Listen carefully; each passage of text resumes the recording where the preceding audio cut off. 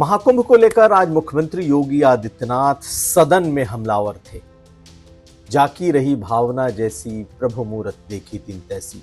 कैसे एक social media के पोस्ट को पढ़कर मुख्यमंत्री योगी आदित्यनाथ ने समाजवादी पार्टी को घेरा और कैसे इस बात के लिए सपा का धन्यवाद दिया कि अब वो समाजवादी पार्टी नहीं रही, नेता विपक्ष समाजवादी पार्टी नहीं रहे बल्कि सनातनी हो गए। आज हम ये बात आपको सुनाएंगे। यह भी जानिए कि विधानसभा में आखिर क्यों डिप्टी सीएम ब्रजेश पाठक की उस बात को लेकर हंगामा हो गया जो कभी मुलायम सिंह यादव ने कही थी। सदन से उनके वक्तव्य को निकालना तक पड़ा, यह भी समझेंगे। और आखिर में फिल्म के वो कौन कौन से सितारे हैं जिन्होंने आज डुबकी लगाई। जी हां, अक्षय कुमार और कटरीना कैफ की तस्वीरें हम आपको दिखाएंगे। ये खबरें आज का यूपी में। नमस्कार, मैं हूं कुमार अभिषेक, आप देख रहे हैं यूपी तक। हम हाजिर हैं अपने न्यूज शो आज का यूपी में। तो मुख्यमंत्री योगी आदित्यनाथ ने आज एक बार फिर सदन में भाषण दिया। यह भाषण बजट सत्र पर राज्यपाल के अभिभाषण के बारे में था, अभिभाषण का जवाब देते हुए था। और आज के इस भाषण में मुख्यमंत्री के निशाने पर एक बार फिर समाजवादी पार्टी थी। समाजवादी पार्टी ने मुख्यमंत्री को सीधे तौर पर कहा कि आप बुद्ध को नहीं मानते, ऐसा आपने कहा है। आपने एक वर्ग विशेष को कुंभ में जाने से रोका। ये तमाम आरोप लगे। आज मुख्यमंत्री योगी आदित्यनाथ ने एक सोशल मीडिया पर लिखे हुए किसी यूजर का एक वो पोस्ट लेकर के आए थे। बाकायदा उस पोस्ट को उन्होंने पढ़ा। यही नहीं, उन्होंने एक तस्वीर भी आज सदन में रखी जहां एक बहू अपनी सास को और एक बेटा अपनी मां को कंधे पर लेकर महाकुंभ में स्नान कराने लाया था। यह भी एक दृश्य था। कैसे मुख्यमंत्री योगी आदित्यनाथ ने आज वो पोस्ट पढ़ा है जिसमें जाकी रही भावना जैसी, यानी उन्होंने कहा कि गिद्धों को लाश दिखाई दी और सुअरों को गंदगी। देखिए मुख्यमंत्री का यह भाषण। महोदय, मुझे सोशल मीडिया हैंडल पर एक बात बहुत अच्छी लगी। एक सज्जन ने इस बात को कहा और उसने जो लोग महाकुंभ का विरोध कर रहे थे उनके बारे में उसने बहुत सटीक टिप्पणी की। उन्होंने कहा कि पिछले 1.5 महीने में आप वामपंथियों, समाजवादियों की बाल खगाल लीजिए, महाकुंभ को लेकर के विश्व भ्रमण के अलावा कुछ नहीं दिखेगा। गंदगी, अव्यवस्था, पर्यटकों की परेशानी के अलावा इनकी बजबजाती वाल पर दूसरी कुछ भी नहीं मिलेगा। लेकिन इन सब से इतर धरातल पर इनकी बजबजाती विचारधारा का कोई असर नहीं है। हज के दौरान अव्यवस्था से होने वाली सैकड़ों मौतों पर चुप्पी साध जाने वाले भारत के वामपंथी सेकुलर स्कॉलर महाकुंभ की भव्यता पर उल्टी करते नजर आए हैं। हर बार इनकी कोशिश महाकुंभ को बदनाम करने और फेल करने की रही, लेकिन ऐसे तमाम लोगों की मंशा को दरकिनार करते हुए करोड़ों लोगों ने आस्था की डुबकी लगा करके इनके जले पर नमक छिड़कने का ही काम किया है। उन्होंने आगे लिखा है कि महाकुंभ के दौरान दुखद हादसा हुआ, इसके बाद भी आस्था और विश्वास तमाम परेशानियों पर भारी पड़ी। तीर्थयात्री समस्त परेशानियों और मुश्किलों का पहाड़ चढ़कर भी प्रयागराज महाकुंभ पहुंचे, वहां से स्नान कर खुशी खुशी वापस लौटे।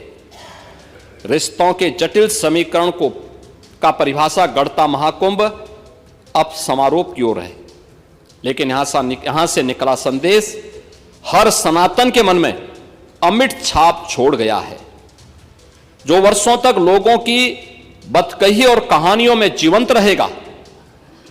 हर तरफ अपनी मां और बुजुर्गों को महाकुंभ में अनाथ छोड़ देने वाले बेटे रहे हों, तो दूसरी तरफ अपनी सास को पीठ पर उठाकर कुंभ स्नान कराने वाली बहू भी रही है। लेकिन सनातन विरोधियों को नजर केवल गंदगी पर पड़ी।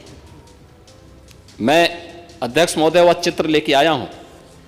ये देखिए, एक बहू है, अपने सास को पीठ पर लाद करके जा रही है महाकुंभ स्नान करने के लिए।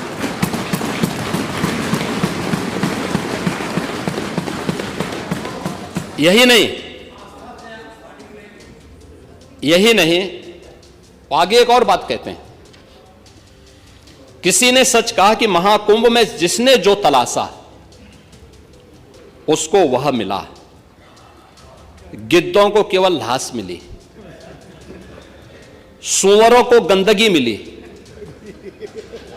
संवेदनशील लोगों को रिश्तों की खूबसूरत तस्वीर मिली, आस्थावानों को पुण्य मिला, सज्जनों को सज्जनता मिली, गरीबों को रोजगार मिला, अमीरों को धंधा मिला, श्रद्धालुओं को साफ सुथरी व्यवस्था मिली, पर्यटकों को अव्यवस्था मिली, सद्भावना वाले लोगों को जाति रहित व्यवस्था मिली, भक्तों को भगवान मिले।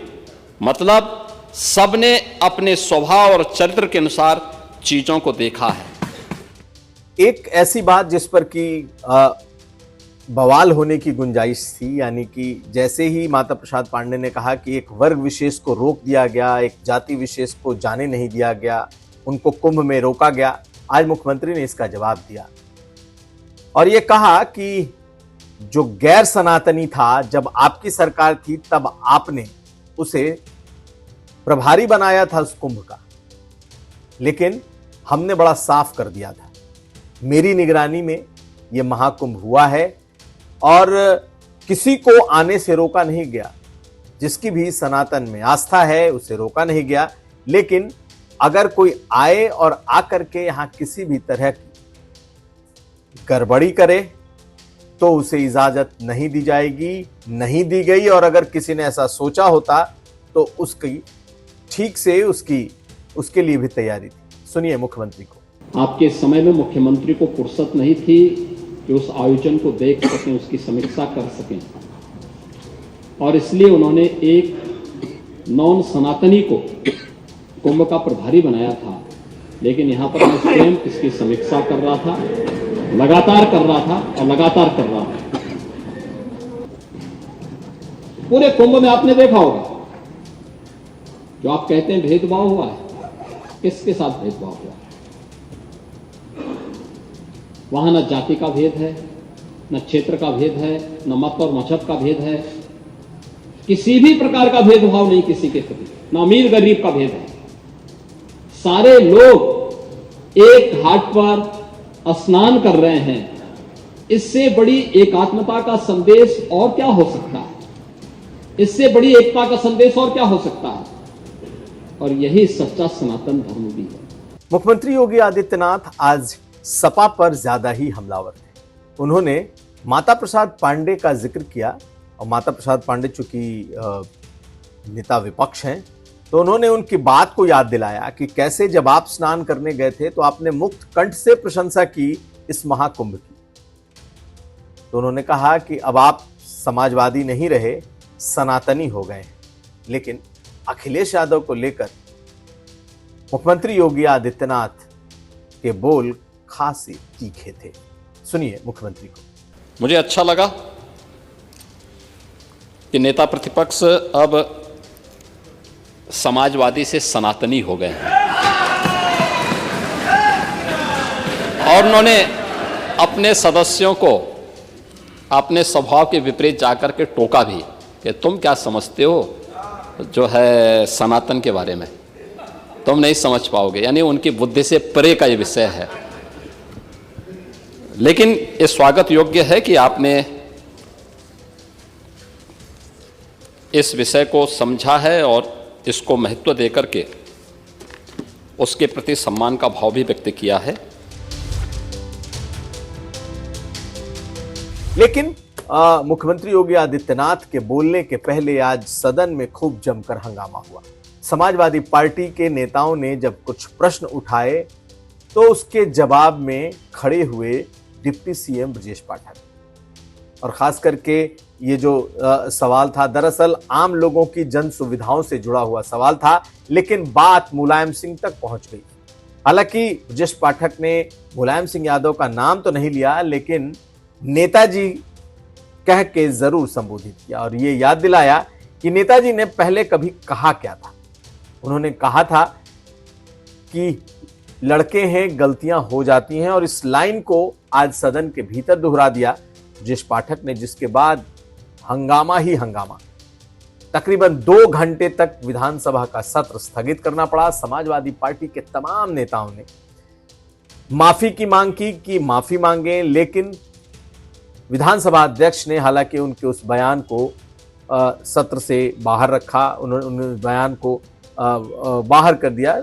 हालांकि ब्रजेश पाठक ने आज बकायदा उसके बाद यूपी तक से बात की और उन्होंने अपनी सफाई दी। उन्होंने कहा कि उन्होंने ऐसा कोई बयान नहीं दिया है और नेताजी का तो नाम ही नहीं लिया है।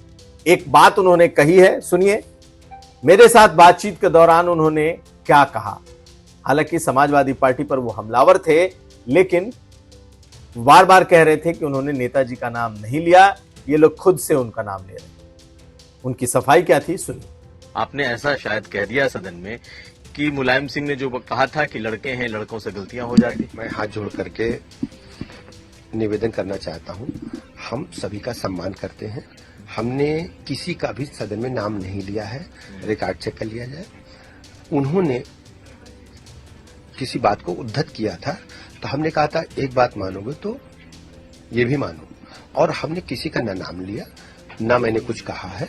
मैं सभी का सम्मान करता हूं। लेकिन ये लाइन तो उन्हीं की रही है ना, बड़ा फेमस लाइन है। वो जाने किसकी लाइन है। समाजवादी पार्टी का आचरण असंसदीय है, हमेशा असंवैधानिक है, ये सब अराजकतावादी हैं और हमेशा सदन को, प्रदेश को डिस्टर्ब करते रहते हैं। मैं कभी भी किसी के प्रति कुछ नहीं कह सकता। नेताजी का मैं पूरा सम्मान करता हूं और उनको बताना चाहिए कि गलत क्या है इसमें। ये तो आखिर उद्धृत क्यों किया फिर आपने? हम यही मैं पूछ रहा हूं, हमने गलत असंसदीय क्या कहा है, आप बताइए।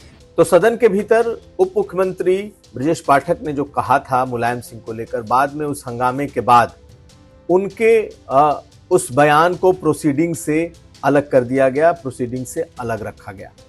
खैर, ये मामला शांत हो गया, लेकिन आज दिन भर ब्रजेश पाठक की चर्चा ही रही, क्योंकि उन्होंने मुलायम सिंह यादव के एक बयान का जिक्र इस सदन के भीतर कर दिया था। अब अगली खबर। और आखिर में अब कुंभ अपनी पूर्णता की ओर है, लेकिन हर दिन कुंभ में अभी भी जो स्नान के लिए जो बड़े लोग हैं, प्रतिष्ठित लोग हैं, बड़े चेहरे हैं, उनका आना जारी है। आज फिल्म इंडस्ट्री के 2 बड़े चेहरे महाकुंभ में पहुंचे। अक्षय कुमार ने आज डुबकी लगाई, तो कटरीना कैफ भी आज महाकुंभ पहुंची। कटरीना कैफ स्वामी चिदानंद के आश्रम में पहुंची थीं और महाकुंभ में पहुंचने के बाद उन्होंने स्वामी चिदानंद से आशीर्वाद लिया। वहीं अक्षय कुमार ने आज बकायदा संगम में पूरी डुबकी लगाई है। इसके अलावा नए बनाए गए मुख्य चुनाव आयुक्त ज्ञानेश कुमार पहुंचे, बीजेपी के प्रदेश अध्यक्ष पहुंचे। आज भी वीआईपी या यूं कहें जो बड़े लोग, बड़े प्रतिष्ठित चेहरे हैं, उनके भी डुबकी लगाने की लंबी फहरिस्त है। खैर, कल आखिरी दिन होगा और उसके अगले दिन यानी कि 26 तारीख को ये कुंभ पूर्ण हो जाएगा। कल तक जो भी लोग स्नान करना चाहेंगे, कल और परसों यानी कि 26 तारीख को जब महाशिवरात्रि का महास्नान होगा, उसके साथ ही महाकुंभ की पूर्णाहुति हो जाएगी, पूर्ण हो जाएगा और उसके बाद ये महाकुंभ खत्म होगा। तो ये था आज का यूपी। हम कल फिर हाजिर होंगे। हमें दीजिए इजाजत। देखते रहिए यूपी तक।